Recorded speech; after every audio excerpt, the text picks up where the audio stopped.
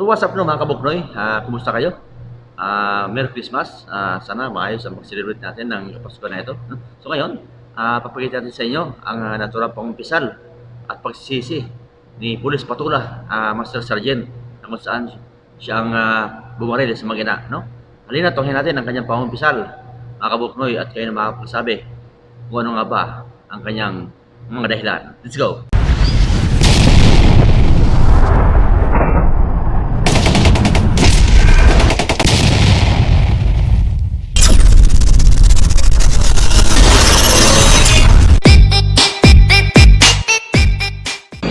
Paano nga kakainin? Paano mag-aaral yun kung matatanggal ka sa serbisyo? Hindi ko. Tatanggalin talaga ka namin sa serbisyo. You drag the entire organization. Parang aso lang na pumatay ng tao at close range, even at the height of your anger. Then gusto ka bang sabihin, nandito si J.S. Giran ng IAS. Papasigot kagad namin yung pre-charge mo. Eh, nakakot na po yung pagkakamali. Nadala po ako ng sobrang concern lang. Hindi ko ako sa ginawa ko.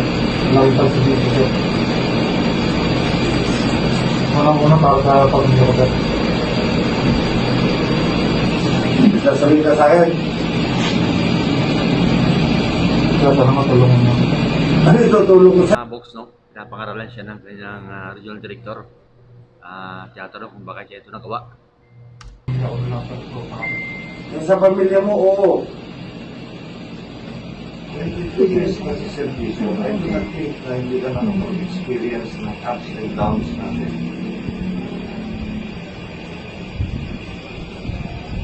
Ano tinuturo sa inyo yan? Yung deep breathing? Di ba? Nasabi rin dito yung sinasabing deep breathing. Deep breathing, yung anger management kapag binubuli ang isang tao na ituturo para sa mga pulis eh. So hindi na i-apply dito ni Master Sergeant ang naturang na ituro sa kanila.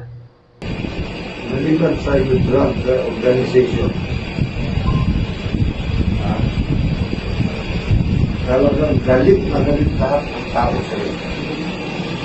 Yan ang pagsisihan mo. Wala ka nang kakampi sa ginawa mo na.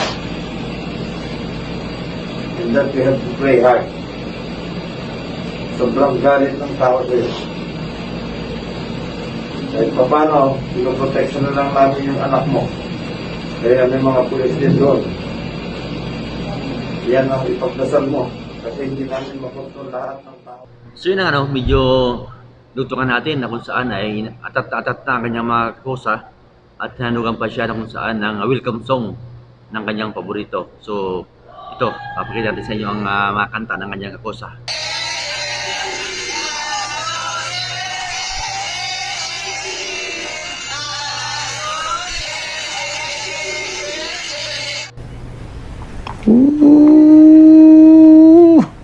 Oh, you are a lover, the place in my mind. Trying to find a way to get to you. I love the place.